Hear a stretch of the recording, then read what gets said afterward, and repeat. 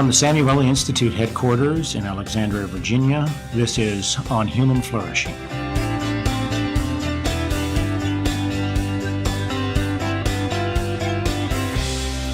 My guest today is Captain, retired, Dr. Kevin Berry, pediatrician and Vice President for Military Medical Research at the Samueli Institute. Dr. Berry has served over 30 years in the Navy, including leadership positions of Chair of Pediatrics at a number of places, including the Naval Medical Center, San Diego, Head of Medical Operations for the Bureau of Medicine and Surgery, and Deputy Commander for Clinical Services at Tripler Army Medical Center, Hawaii, as well as Pensacola. And then his final assignment before he left the Navy was with the Joint Task Force at the National Capital Region, where the merger of Walter Reed and the National Naval Medical Center occurred. And so I have to say, Kevin, that you've seen resilience, the concept of resilience, which is what I'd like to talk to you about today, really from all angles. As a pediatrician, you see it from day one, even before day one. As children develop and get born and either become resilient or do not become resilient. Most children are born quite resilient. You've seen it in your own medical practice with families, through deployments, through wars. You've seen it in wars yourself with your unit, and then with big organizations trying and struggling to adjust to changes that are going on around them. Tell me about resilience. What is it? Resilience is much more than just bouncing back. Sometimes conditions have changed so much that getting back to exactly where you were is not in the cards. I think that this question about resilience is more about what are the skills, what are those attitudes, what are those things that we possess either as a person or in a family that allow us to adapt, overcome, get through, even thrive in what is new, what is unexpected. And I think that's another thing that has kind of moved into my consciousness, which is this idea of resilience in probably two senses. The first is, what are those things that can happen in anybody's life that we should be anticipating? I'm going to retire. I'm going to need some money. I think that the other way that resilience, that word comes in, is that which is really unexpected, the thing that nobody could have thought through. And are there some general things that we could do in our life that help us see stress coming, deal with stress, have the skills to reach out to other people, look for resources, and have that buoyancy, maybe resilience is buoyancy, to be able to, float on these troubled waters. It sounds like there's both a preparatory phase, almost a preventive component to it, where you've got to anticipate change and prepare for that, and then an ability to respond in unexpected ways when things change in ways that are impossible to prevent. Are there core factors that can do both of those, or at least can make it more likely that we'll be able to have buoyancy or have flourishing when any of those kinds of changes occur? Oh, I think so. The thing that springs to mind so quickly with that is mindfulness. I think mindfulness is a word that has enough capacity to help us in both those circumstances. I'll start with the first. If I'm thinking about financial troubles and I'm mindful that they could occur, then I can change my spending habits and live below my means and save up money, and I'm prepared for the rainy day. When the rainy day comes, I think that's the mindfulness of being able to identify that stress, being able to modify my own thinking and my own emotions in the moment through what is the worst of the crisis, so that what I didn't plan for, I can reason through, get the help I need through some meditation or some assistance that somebody else is providing for me. I think that mindfulness concept works in both regards. That's fascinating. I think for many of our listeners, that might seem contradictory. Mindfulness sort of seems like a soft thing, meditation and that type of thing. And yet resilience in many people's mind requires mental toughness. Can you kind of explain that difference? Well, sure. The barreling through is the concept of persistence. And that's that buoyancy, is that this is hard, I am challenged, but I have it within me to rise above this challenge and to persist. That's very different than barreling through, mindless of what's around you, ignoring the facts that are part of the environment. Running into the brick wall just doesn't make a whole lot of sense.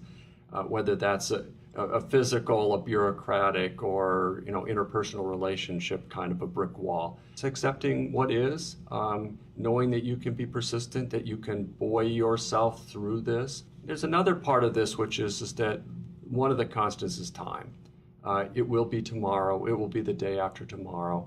And a lot of times I see in myself or my family or people that are around me a lot of concern about the anticipation of the apex of the crisis, where I try to be mindful of is that there'll be the next day after that, where you'll be over the top and you'll be on the other side, and just being mindful enough to be persistent long enough to get over the hump and get to the other side. I think that's an important concept.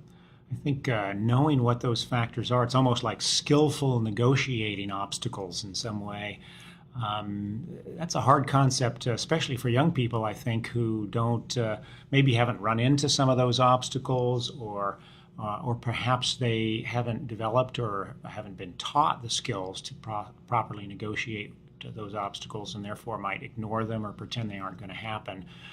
Or they just feel invulnerable, so they think they can run into that brick wall and they'll be okay. I mean, how do you teach young people about these complex concepts such as resilience? Well, two things spring to mind. One is that adults who have had the experience, we need to model the kinds of behavior that our children or those that are younger than we are at all times. We can't fly off the handle and get too excited too quickly.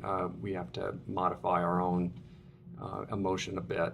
And I think that the other thing that is very common in society pretty much everywhere with youth is experience with group activities, whether it's dance or some art or certainly sports, music of any type.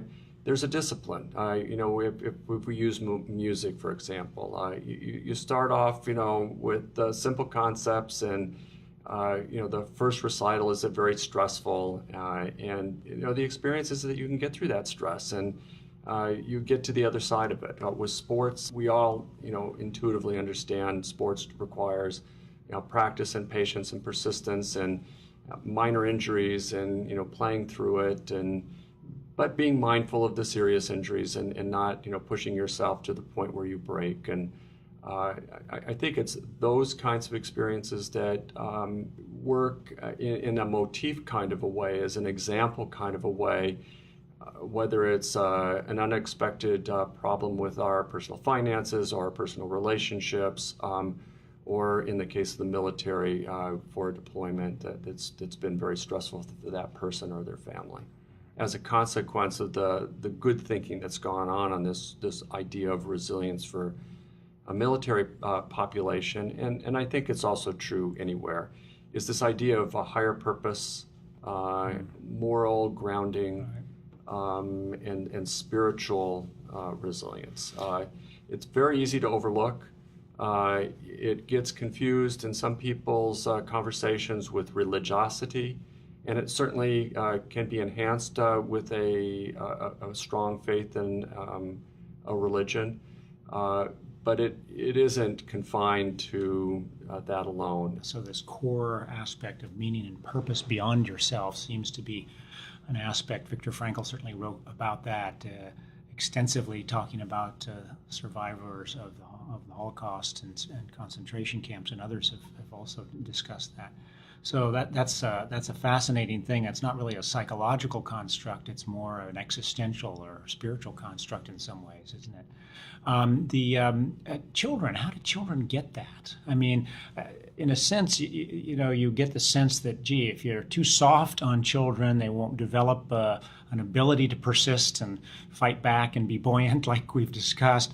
But if you're too hard on them, then they can break down. They won't have the ability to respond when stresses come along. How do you find that balance? Well, it's an art, and I think that every parent is confronted with that exact question: is that how can you balance the hard and the soft to develop in your children the ability to be successful on their own?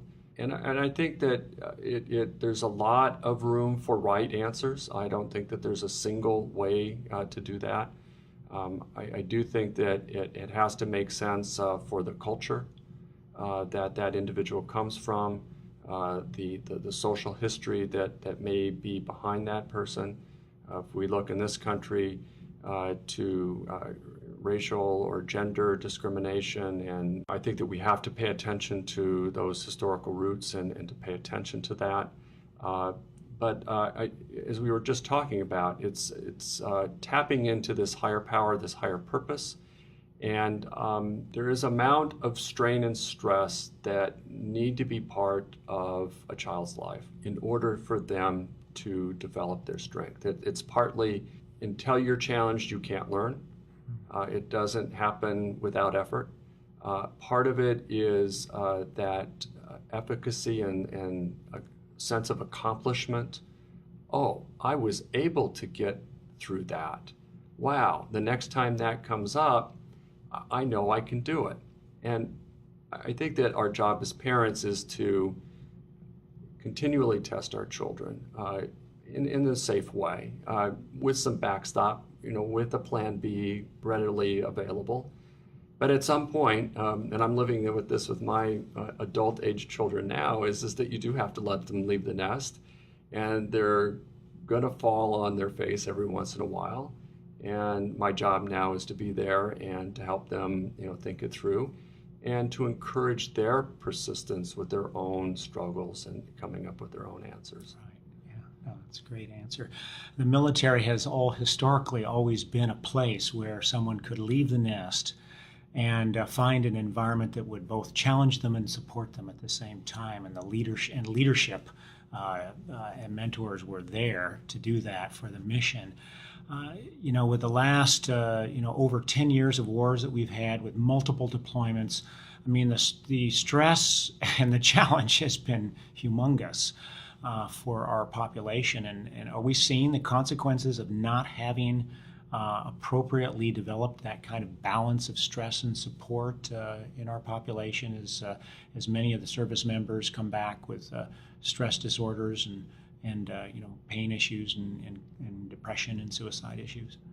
Well, certainly those are the things that grab the headlines. But I do think that we have to acknowledge is that the vast majority of people do very well. Yeah. And even those who struggle and have had a very hard deployment or some other life challenge that would be considered traumatic in a psychological way or even in a physical way, they too bounce back. They may need some extra resources or extra time, and may have a different trajectory in the long term.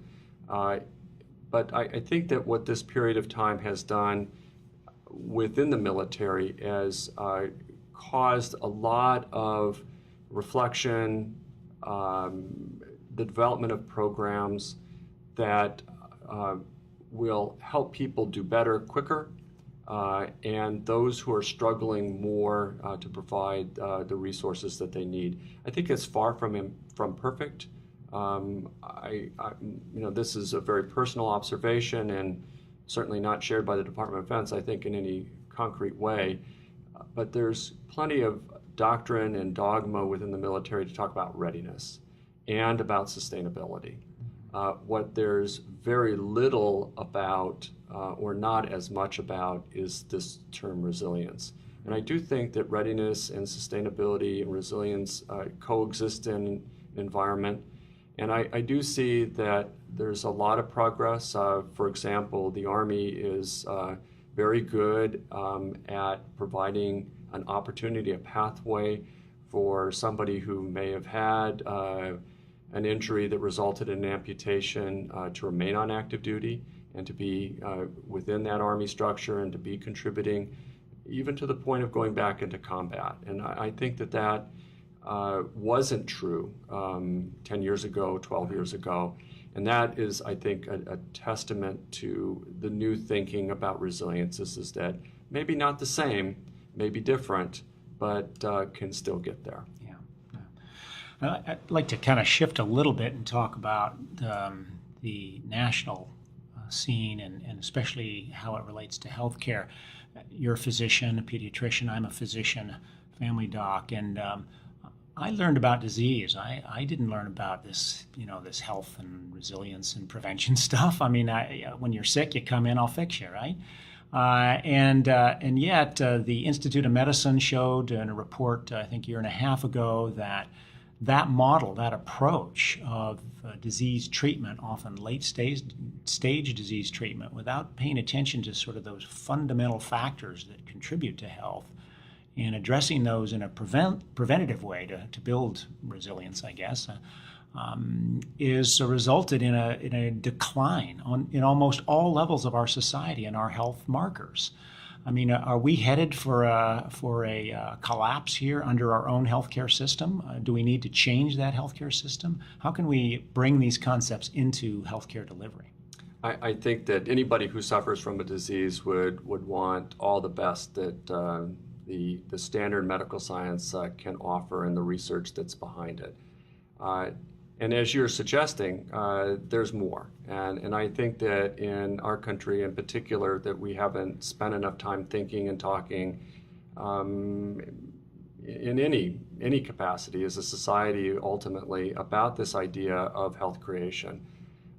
If I've suffered some sort of injury and my right knee is bad and it just is bad, it doesn't mean that I can't be physically fit and have good cardiovascular conditioning and have a normal weight and have my head together about what my higher purpose is and have the social connections and the moral backbone that I need to have.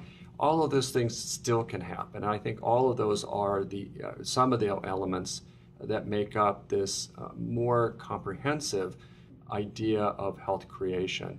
I think that in the United States, the other observation that I've had, and speaking with a lot of families, is that particularly for the first child coming in to that family, the precept is that everything is okay unless there's a problem.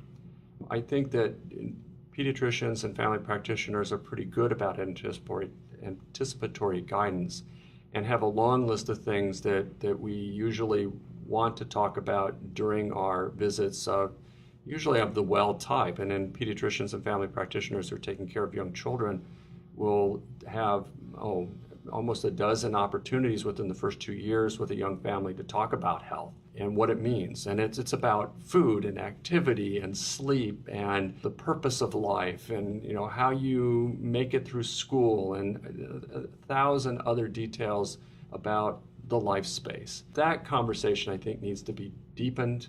I think it needs to be enriched. I think that we need to extend it into our much more public life. I think that our media needs to reinforce it in a positive way. I think our food industry needs to help us out. Sugary drinks don't need so much. Chips and snacks, we don't need so much. But high quality foods closer to how the farmer harvested it is much better for us. Too many screens, too much of the time, not enough activity, disturbing our sleep. Those are the things that we need to be paying attention to. Right. No, that's great. I think as a pediatrician, you've always sort of had been immersed in those aspects as a developmental aspect. So expanding that, are there some things that the doctors listening to this show or the patients can require or request of their doctors that can help shift the healthcare system in that direction? You have been working here at Samueli Institute for a while, and we've got this concept called optimal healing environments. How do you create an optimal healing environment?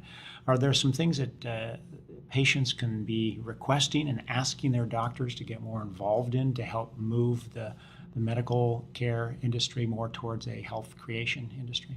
Oh, I think so. We certainly see that people, when they're in their patient mode, are much more activated than they've ever been.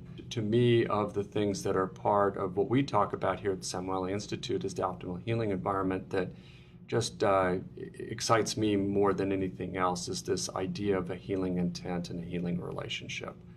There's a lot more to that construct. It's very academic, but those two concepts, I think, are really the central nugget, the gold gem there. I think that what can happen in our American modern medicine is that we've mechanized a lot of care. It's about a procedure.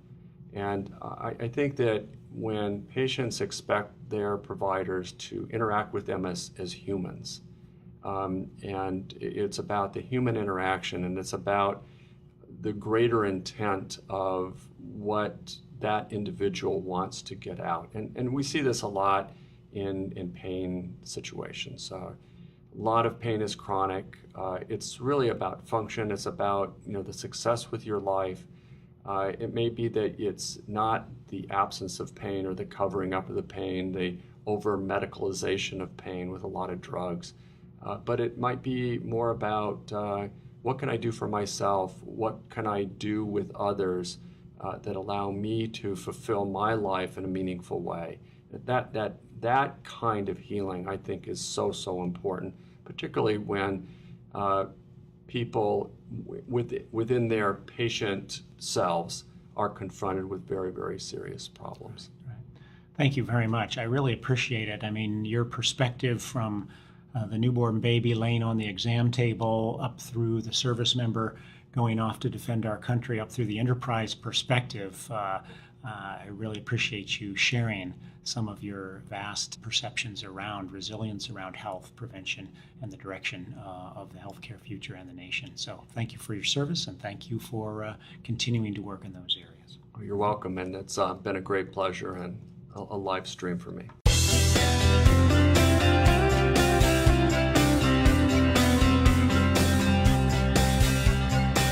When stress and trauma happen, resilience is what keeps us alive and allows us to thrive. Resilience is a concept that affects everyone, from children to the elderly, to members of the military, veterans, and civilians. It's more than bouncing back. It marks the transition from a life event to a new normal. Resilience has been especially relevant in the last 10 years as we've gone through several wars. With members of the military returning home after deployment, many are faced with adversity as they transition into civilian life. Some are successful in this transition, while others struggle. Samueli Institute recently convened a group of top scientists from around the world to discuss the concept of resilience from cell to society and how it can be better applied in daily life. To gain a better understanding of resilience, we must use a whole system approach: mind, body, society, and spirit. You can find more information at samueliinstitute.org.